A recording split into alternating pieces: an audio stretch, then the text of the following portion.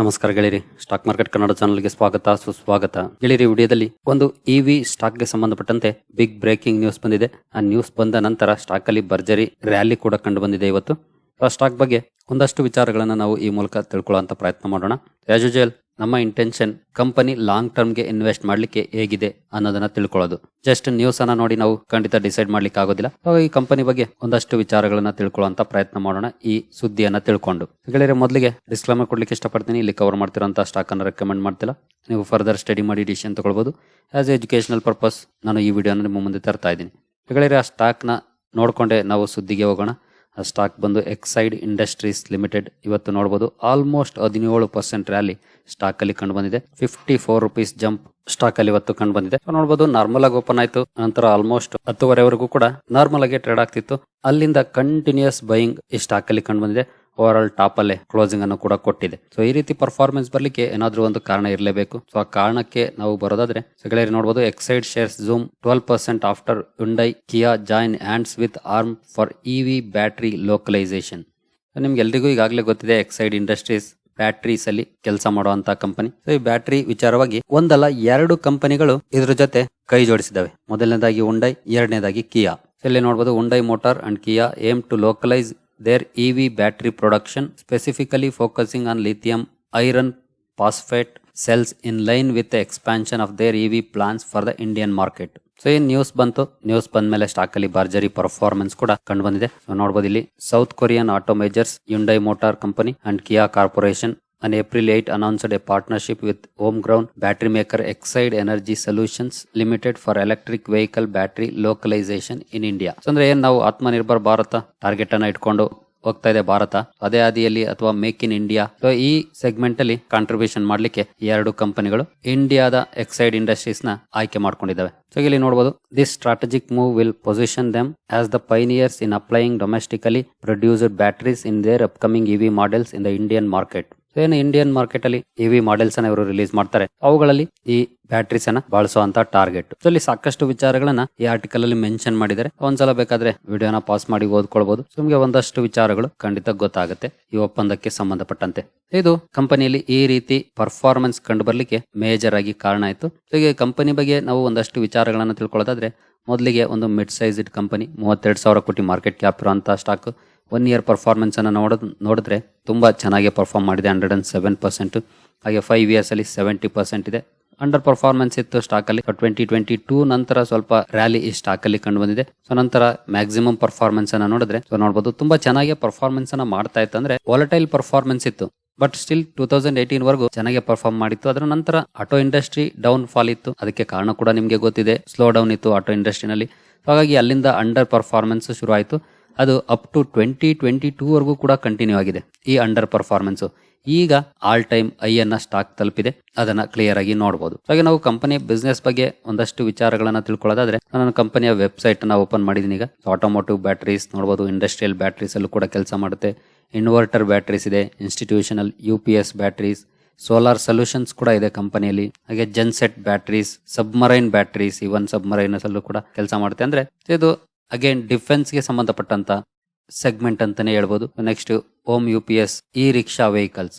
So ಎಷ್ಟು segment ಗಳಲ್ಲಿ ಕೆಲಸ ಮಾಡುತ್ತೆ. ನಾವು ಪ್ರಾಡಕ್ಟ್ಸ್ ಗೆ ಬಂದ್ರೆ ಇಲ್ಲಿ ನೋಡಬಹುದು ವೇರಿಯಸ್ ಪ್ರಾಡಕ್ಟ್ಸ್ ಇದೆ. ನಾವೇನ್ ಈಗ ತಾನೇ ನೋಡಿದ್ವಿ, ಇಲ್ಲಿ ಡೀಟೇಲ್ ಆಗಿದೆ. ಆಟೋಮೋಟಿವ್ ಬ್ಯಾಟರೀಸ್ ಅಲ್ಲಿ ನೋಡಬಹುದು ಎಷ್ಟು ವೆರೈಟೀಸ್ ಇದೆ ಅಂತ. ನೆಕ್ಸ್ಟ್ ಇನ್ವರ್ಟರ್ ಬ್ಯಾಟರೀಸ್ ಅಲ್ಲಿ home UPS system, integrated power backup systems, ಅದರಲ್ಲಿ ಒಂದು ನ್ಯೂ ಅಂತ ಬರ್ತಾ ಇತ್ತು ನೋಡಬಹುದು, Exide Integra, submarine batteries, same again.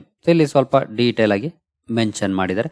ನೀವು ವೆಬ್ಸೈಟ್ಗೆ ವಿಸಿಟ್ ಮಾಡಿದ್ರೆ ಖಂಡಿತ ಇದ್ರ ಬಗ್ಗೆ ಇನ್ನು ಸಾಕಷ್ಟು ವಿಚಾರಗಳನ್ನ ತಿಳ್ಕೊಳ್ಬಹುದು. ಯಾಕಂದ್ರೆ ನಾವು 8-10 ನಿಮಿಷದ ವಿಡಿಯೋದಲ್ಲಿ ಹೆಚ್ಚು ವಿಷಯನ ಕವರ್ ಮಾಡ್ಲಿಕ್ಕೆ ಆಗೋದಿಲ್ಲ. ಹಾಗಾಗಿ ನೀವು ಕಂಪನಿಯ ವೆಬ್ಸೈಟ್ಗೆ ವಿಸಿಟ್ ಮಾಡಿದ್ರೆ ಇದ್ರ ಬಗ್ಗೆ ಇನ್ನು ಹೆಚ್ಚಿನ ವಿಚಾರಗಳನ್ನ ತಿಳ್ಕೊಳ್ಳಿಕ್ಕೆ ಪ್ರಯತ್ನ ಪಡಬಹುದು. ಯಾವೆಲ್ಲ ಸೆಗ್ಮೆಂಟ್ ಅಲ್ಲಿ ಕಂಪನಿ ಯಾವ ಪ್ರಮಾಣದಲ್ಲಿ ಬಿಸ್ನೆಸ್ ಮಾಡ್ತಾ ಇದೆ ಅನ್ನೋದ್ರ ಬಗ್ಗೆ ಕೂಡ ನೀವು ತಿಳ್ಕೊಳ್ಬಹುದು. ಹಾಗೆ ನಾವು ಕಂಪನಿಯ ಬೋನಸ್ ಹಿಸ್ಟ್ರಿಗೆ ಬಂದ್ರೆ ನೀವು ಇಲ್ಲಿ ನೋಡಬಹುದು, 1965 ಇಂದ ಬೋನಸ್ ಅನ್ನ ಕೊಟ್ಟಿದೆ. ಟಿಲ್ 2003 ವರೆಗೂ ಕೂಡ ರೆಗ್ಯುಲರ್ ಆಗಿ ಬೋನಸ್ ಅನ್ನ ಕೊಟ್ಟಿದೆ. ಅರೌಂಡ್ 8 ಟೈಮ್ಸ್ ಇಲ್ಲಿವರೆಗೂ ಕಂಪನಿ ಬೋನಸ್ ಅನ್ನ ಕೊಟ್ಟಿದೆ ತನ್ನ ಶೇರ್ ಹೋಲ್ಡರ್ಸ್ಗೆ.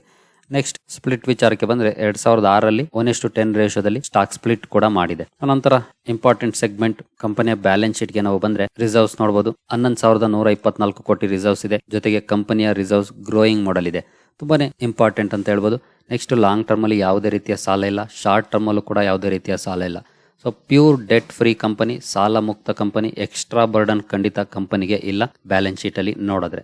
ನಂತರ ಕ್ಯಾಶ್ ಅಂಡ್ ಕ್ಯಾಶ್ ಈಕ್ವಲೆಂಟ್ಸ್ ಗೆ ಬಂದ್ರೆ 74 ಕೋಟಿ ಕ್ಯಾಶ್ ಕೂಡ ಇದೆ ಕಂಪನಿಯ ಕೈಯಲ್ಲಿ. ಸೊ ಬ್ಯಾಲೆನ್ಸ್ ಶೀಟ್ ಅಂತೂ ಚೆನ್ನಾಗಿದೆ. ಒಂದು ಮಿಡ್ ಸೈಜ್ ಕಂಪನಿ ಆಗಿದ್ರು ಕೂಡ ಪವರ್ಫುಲ್ ಬ್ಯಾಲೆನ್ಸ್ ಶೀಟ್ ಅನ್ನ ಮೇಂಟೈನ್ ಮಾಡಿದೆ ಅಂತ ಹೇಳ್ಬೋದು ಆಸ್ ಆಫ್ ನಾವು ಇರುವಂತ ಡೇಟಾನ ನೋಡಿದ್ರೆ. ನಂತರ ಕಂಪನಿಯ ಪರ್ಫಾರ್ಮೆನ್ಸ್ ಹೇಗಿದೆ ಪ್ರಾಫಿಟ್ ಅಂಡ್ ಲಾಸ್ ಅಕೌಂಟ್ ಅಲ್ಲಿ ಅಂತ ನೋಡೋದಾದ್ರೆ 2012ರಿಂದ ಡೇಟಾ ಇದೆ ನೋಡಬಹುದು. 5272 ಶುರುವಾಗಿ 6300, 8200, ನೆಕ್ಸ್ಟ್ 2015ರಲ್ಲಿ 9400, ನೆಕ್ಸ್ಟ್ ಸೇಮ್ ರೇಂಜ್ ಅಲ್ಲಿ 9400, 17 ಚೆನ್ನಾಗಿತ್ತು ಪರ್ಫಾರ್ಮೆನ್ಸ್, 11000, 12000, 14000, ಮತ್ತೆ 2020ರಲ್ಲೂ ಕೂಡ 14000, 21ರಲ್ಲಿ ಕಡಿಮೆ ಆಯ್ತು performance.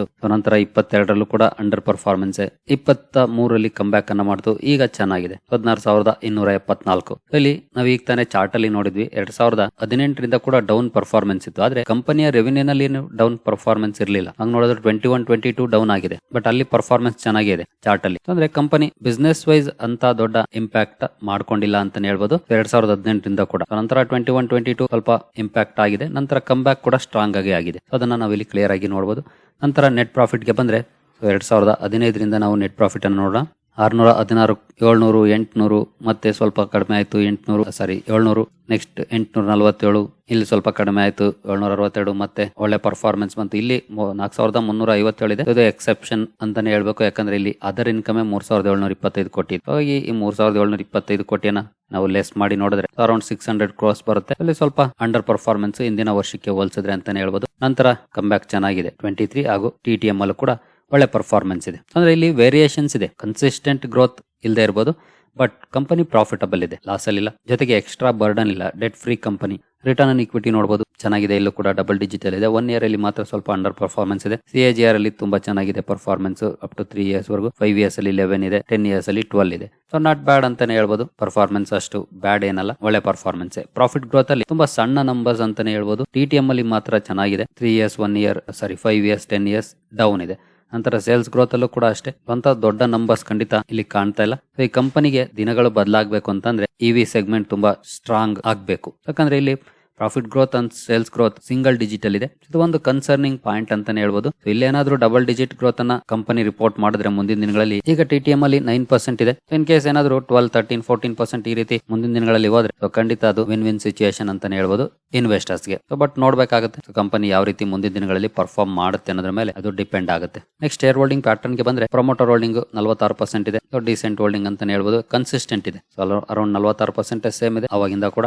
Next FIS around 13% holding ಇದೆ. DIS ಹತ್ರ ಆಲ್ಮೋಸ್ಟ್ 20% ಅಂತ ಹೇಳ್ಬೋದು. ಪಬ್ಲಿಕ್ 22% ಹೋಲ್ಡಿಂಗ್ ಇದೆ. So decent share holding pattern ಅಂತಾನೆ ಹೇಳ್ಬೋದು ಇದರ ಶೇರ್ ಹೋಲ್ಡಿಂಗ್ ಅನ್ನ ನೋಡಿದ್ರೆ. ಜೊತೆಗೆ ಒಂದು ಒಳ್ಳೆ ಇಂಡಸ್ಟ್ರಿಯಲ್ಲೇ ಕೆಲಸ ಮಾಡುವಂತ ಕಂಪನಿ, ಯಾಕಂದ್ರೆ ಎಲ್ಲಾ ಕಡೆ ಕೂಡ ಬ್ಯಾಟರಿ ಬೇಕೇ ಬೇಕು. ಇತ್ತೀಚಿನ ದಿನಗಳಲ್ಲಂತೂ ನಿಮ್ಗೆ ಗೊತ್ತಿದೆ, ಸೋಲಾರ್ ಅಲ್ಲೂ ಬೇಕು, ಎನರ್ಜಿ ಸ್ಟೋರ್ ಮಾಡ್ಲಿಕ್ಕೆ ವೆಹಿಕಲ್ಸ್ ಅಲ್ಲೂ ಬೇಕು, UPS ಗೂ ಬೇಕು, ಎಲ್ಲ ಕಡೆ ಬೇಕು. ಬಟ್ ಕಾಂಪಿಟೇಷನ್ ಕೂಡ ಈ ಸೆಗ್ಮೆಂಟ್ ಅಲ್ಲಿ ಇದ್ದೇ ಇದೆ, ಅದು ಕೂಡ ಇಂಪಾರ್ಟೆಂಟ್ ಆಗುತ್ತೆ. ನಾವು ಪೀರ್ಸ್ ಗೆ ಬಂದ್ರೆ ನೋಡಬಹುದು, ಬಾಷ್ ಇದೆ, ಸಮೂರ್ಧನ ಮದರ್ಸನ್, ಟ್ಯೂಬ್ ಇನ್ವೆಸ್ಟ್ಮೆಂಟ್ಸ್, ಯುನೋಮಿಂಡಾ. ಅಂದ್ರೆ ಇವೆಲ್ಲನೂ ಕೂಡ ಪ್ಯೂರ್ಲಿ ಬ್ಯಾಟ್ರಿಲೇ ಕೆಲಸ ಮಾಡಿಲ್ಲ ಅಂದ್ರೂ ಆಟೋ ಇಂಡಸ್ಟ್ರಿಯಲ್ಲಿ ಕೆಲಸ ಮಾಡುವಂತ ಕಂಪನಿಗಳು. ಹಾಗಾಗಿ ಪೀರ್ಸ್ ಅಲ್ಲಿ ಲಿಸ್ಟ್ ಆಗಿದೆ. ಸೊ ಇಂಟ್ರೆಸ್ಟ್ ಇರೋರು ಸ್ಟಡಿ ಮಾಡಬಹುದು ಎಕ್ಸೈಡ್ ಇಂಡಸ್ಟ್ರೀಸ್ ಅನ್ನ. ಸೊ ಈ ಒಪ್ಪಂದ ಏನಿದೆ ಖಂಡಿತ ಲಾಂಗ್ ಟರ್ಮ್ ಅಲ್ಲಿ ಇಂಪ್ಯಾಕ್ಟ್ ಮಾಡುವಂತ ಸಾಧ್ಯತೆಗಳು ಜಾಸ್ತಿ ಇದೆ. ಇನ್ ಕೇಸ್ ಕಿಯಾ ಹಾಗೂ ಯುಂಡೈ ಇಲ್ಲಿ EV ಲಾಂಚ್ ಮಾಡಿ ಒಳ್ಳೆ ಟ್ರಾಕ್ಷನ್ ಪಡ್ಕೊಂಡ್ರೆ ಖಂಡಿತ ಎಕ್ಸೈಡ್ ಇಂಡಸ್ಟ್ರೀಸ್ಗೂ ಕೂಡ ಅದರಿಂದ ಉಪಯೋಗ ಇದ್ದೇ ಇದೆ. ಸೊ ನಂತರ ಬೇರೆ ಕಂಪನಿಗಳು ಕೂಡ ಇವ್ರ ಜೊತೆ ಕೈ ಜೋಡಿಸಬಹುದು ಮುಂದಿನ ದಿನಗಳಲ್ಲಿ, ಯಾಕಂದ್ರೆ ಎಸ್ಟಾಬ್ಲಿಷ್ಡ್ ಪ್ಲೇಯರ್ಸ್ ಅನ್ನ ಬೇರೆ ಕಂಪನಿಗಳು ಕೂಡ ನಂಬ್ತಾರೆ. ಈಗಾಗಲೇ ಆ ಸೆಕ್ಟರ್ ಅಲ್ಲಿ ಕೆಲಸ ಮಾಡ್ತಿದೆ ಅಂತಂದ್ರೆ ಹೊಸ ಪ್ಲೇಯರ್ ಹತ್ರ ಹೋಗುವಂತ ಅವಶ್ಯಕತೆ ಇಲ್ಲ ಅನ್ನೋ ಯೋಚನೆನೂ ಕೂಡ ಕಂಪನಿಗಳು ಮಾಡ್ತವೆ. ಇನ್ ಕೇಸ್ ಆ ರೀತಿ ಆದ್ರೆ ಬೇರೆ ಕಂಪನಿಗಳು ಕೂಡ ಈ ಕಂಪನಿ ಜೊತೆ ಕೈ ಜೋಡಿಸಿದ್ರೆ ಅದು ಇನ್ನೂ ಒಳ್ಳೆ ಪರ್ಫಾರ್ಮೆನ್ಸ್ ಗೆ ಕಾರಣ ಆಗ್ಬೋದು. ಸ್ಟಡಿ ಮಾಡಿ ಎಕ್ಸೈಡ್ ಇಂಡಸ್ಟ್ರೀಸ್ ಅನ್ನ. ಯಾವುದೇ ಕಾರಣಕ್ಕೂ ಹರಿ ಮಾಡಕ್ ಹೋಗ್ಬೇಡಿ. ಅಂದ್ರೆ ರ್ಯಾಲಿ ಬಂತು ಅಂತ ನೋಡ್ಬಿಟ್ಟು ಬೈ ಮಾಡೋದಾಗ್ಲಿ ಅಥವಾ ಒಪ್ಪಂದ ಮಾಡ್ಕೊಂಡಿದೆ ಅಂತ ಬೈ ಮಾಡೋದಾಗ್ಲಿ ಇದು ಕರೆಕ್ಟ್ ಡಿಸಿಷನ್ ಆಗೋದಿಲ್ಲ. ಬಟ್ ಕಂಪನಿಯನ್ನ ಸ್ಟಡಿ ಮಾಡಿ, ಇನ್ ಕೇಸ್ ನಿಮ್ಗೆ ಇಲ್ಲಿ ಪೊಟೆನ್ಶಿಯಲ್ ಇದೆ, ಎಸ್ಪೆಷಲಿ ಈ ಒಪ್ಪಂದದ ನಂತರ EV ಸೆಗ್ಮೆಂಟ್ ಅಲ್ಲಿ ಕಂಪನಿ ಚೆನ್ನಾಗಿ ಪರ್ಫಾರ್ಮ್ ಮಾಡಬಹುದು ಅಂತ ಅನ್ಸಿದ್ರೆ ನಂತರ ಡಿಸಿಷನ್ ತಗೊಳ್ಬಹುದು, ಅಥವಾ ಸ್ಟ್ರೈಟ್ ಅವೇ ಇಗ್ನೋರ್ ಕೂಡ ಮಾಡಬಹುದು. ಸರಿ ಗೆಳೆಯರಿ, ಈ ವಿಡಿಯೋ ನಿಮ್ಗೆ ಇಷ್ಟ ಆಗಿದೆ ಅಂದ್ಕೊಳ್ತೀನಿ. ಮುಂದಿನ ವಿಡಿಯೋದಲ್ಲಿ ಸಿಗೋಣ. ಅಲ್ಲಿವರೆಗೂ ಜೈ ಹಿಂದ್, ಜೈ ಕರ್ನಾಟಕ.